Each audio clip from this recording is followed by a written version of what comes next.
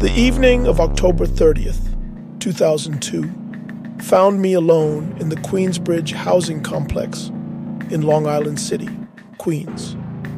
It was a wet and cold autumn evening when my phone rang.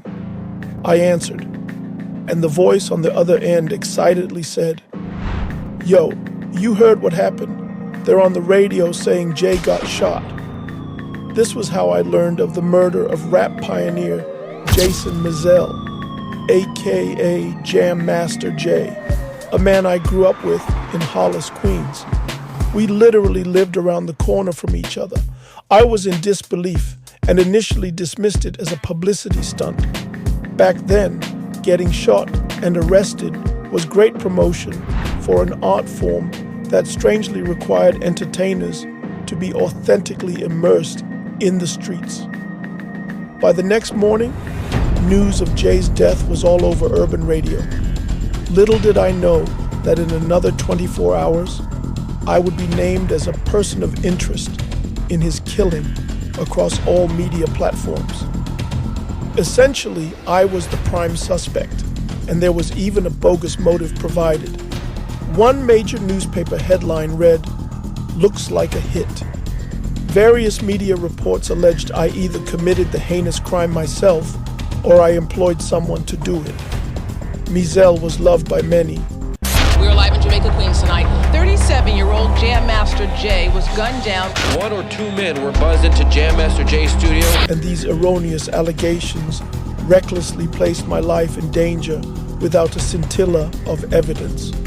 As the calls for vigilante justice grew in the days immediately following Mizell's murder, only one voice gave me hope by admonishing the media for putting me in harm's way. That voice belonged to a police officer named Eric Adams. 19 years after the ordeal, Eric Adams was elected mayor of New York in November 2021. The realization of a political dream inspired by the city's first black mayor, David Dinkins, in 1989. Adams had been a supporter of Dinkins and worked with his office on ways to curtail crime in the city's housing projects using innovative means.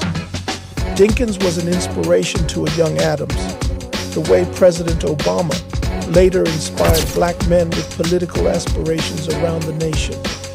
When Adams expressed an interest in politics to top Dinkins' advisor and campaign manager, William Lynch Jr., he was encouraged to further his education and move up the NYPD ranks first. He later obtained a bachelor's from John Jay College of Criminal Justice and his MPA from Marist College. It was excellent advice Adams fully embraced after a premature run for Congress in 1994 for New York's 11th Congressional District. After his failed congressional bid, Adams established 100 Blacks in Law Enforcement Who Care, an advocacy group for better interactions between the black community and the NYPD. The organization consisted of black police, corrections, parole, probation, and other members of law enforcement. The group sought to build trust between the community and the NYPD by standing up for otherwise marginalized people and truly serving the residents of New York City. In 2002, 100 blacks in law enforcement joined with the New York Civil Liberties Union and the Latino Officers Association to ask then Police Commissioner Raymond Kelly and the Civilian Complaint Review Board to investigate alleged misconduct involving 120 police officers.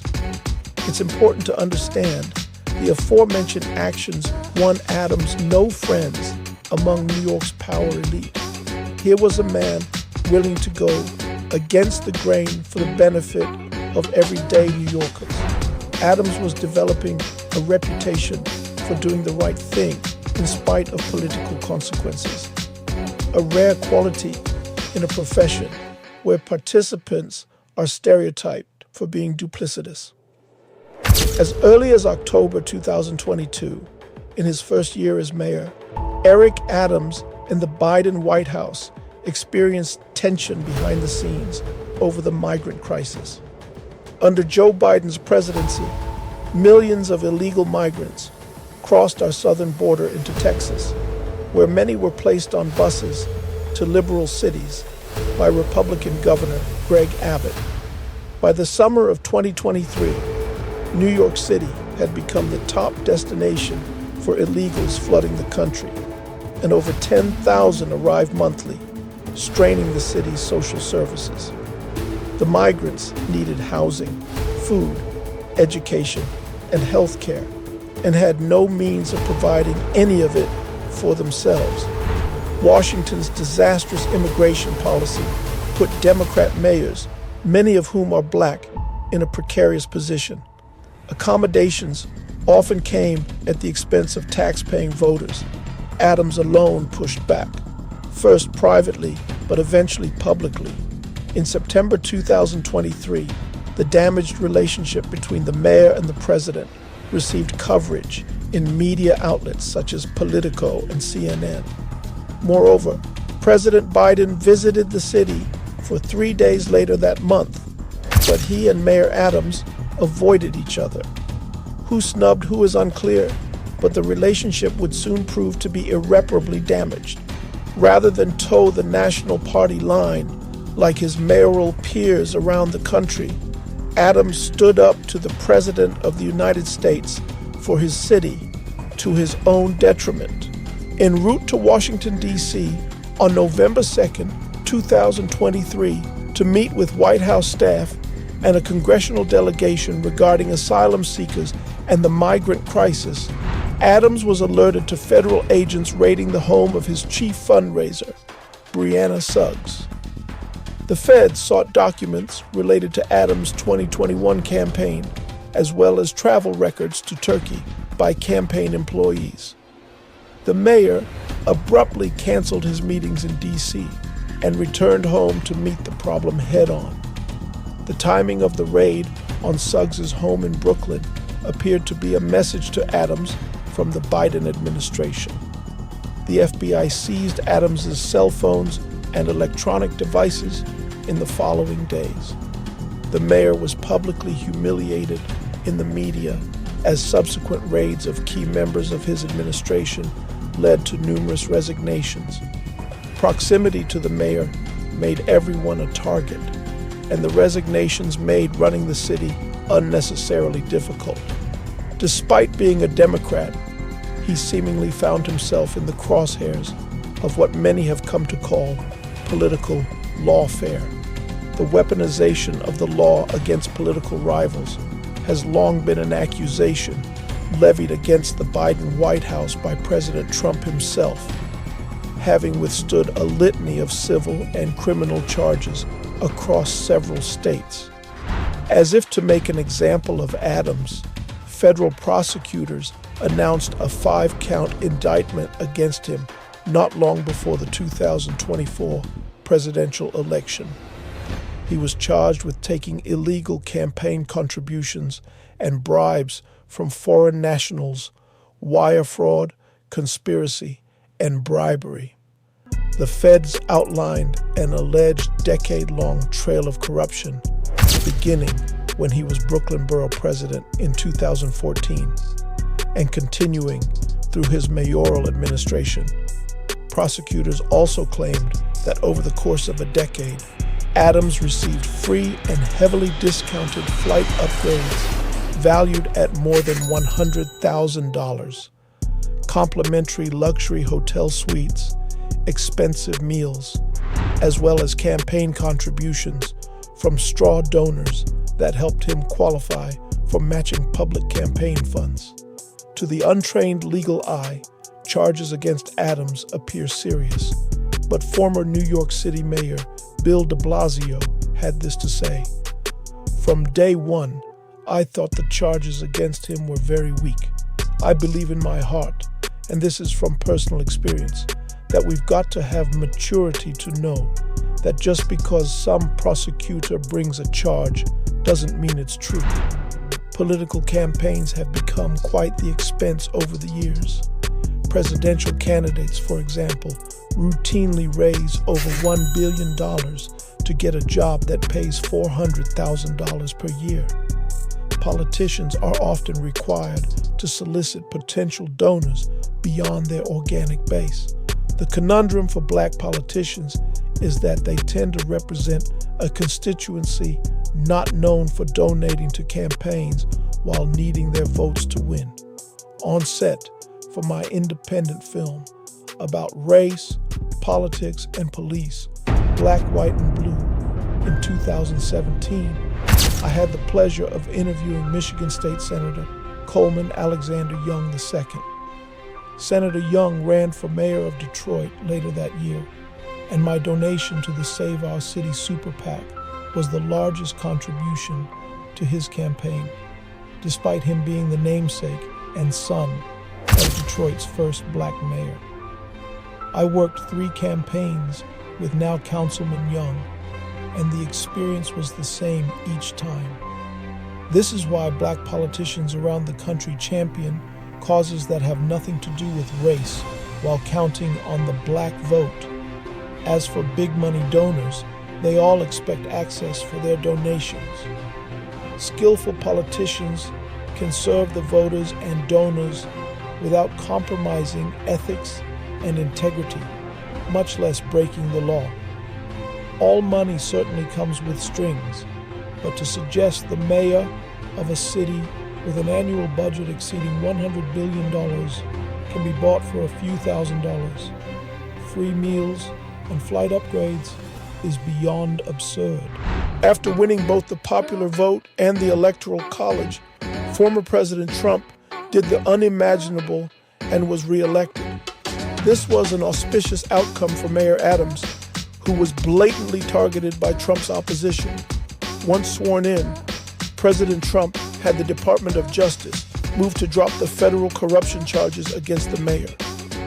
The criticism of Adams only intensified as accusations of an unethical quid pro quo deal with the Trump administration began to circulate.